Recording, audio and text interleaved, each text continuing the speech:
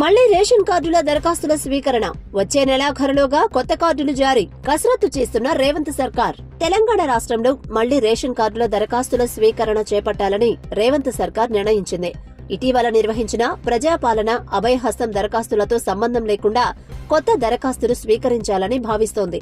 ప్రజాపాలన మీద రేవంత్ సర్కార్ full focus పెట్టింది.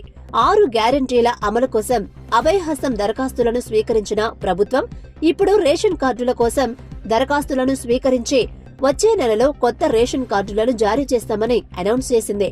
వీటి కోసం అర్హతదారులందరూ దరఖాస్తులు పెట్టుకోవాలని చెబుతోంది. మీ సేవా కేంద్రాల్లోనే రేషన్ కార్డుల కోసం దరఖాస్తు చేసుకోవాలని సంకేతాలిస్తుంది. ఇప్పటికే 6 గ్యారంటీల కోసం దరఖాస్తు తీసుకున్న అధికారులు అందులో రేషన్ కార్డుల కోసం దరఖాస్తులు చేసుకున్నవి పరిగణించడం లేదని చెబుతున్నారు. కానీ కాంగ్రెస్ 6 గ్యారంటీలకు రేషన్ కార్డులే ప్రామాణికంగా నిలవనున్నాయి. కాబట్టి భవిష్యత్తులో మళ్లీ అభయహస్తానికి అప్లై చేసుకోవాలన్నా రేషన్ కార్డులు కావాల్సిందే. అందుకే ఇప్పుడు రేషన్ కార్డుల కోసం దరఖాస్తులను తీసుకుంటున్నామని అధికారులు చెబుతున్నారు.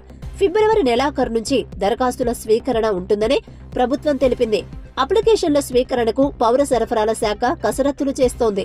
అభయహస్తంతో సంబంధం లేకుండానే రేషన్ కార్డుల అప్లికేషన్లను స్వీకరిస్తామని స్పష్టం చేసింది.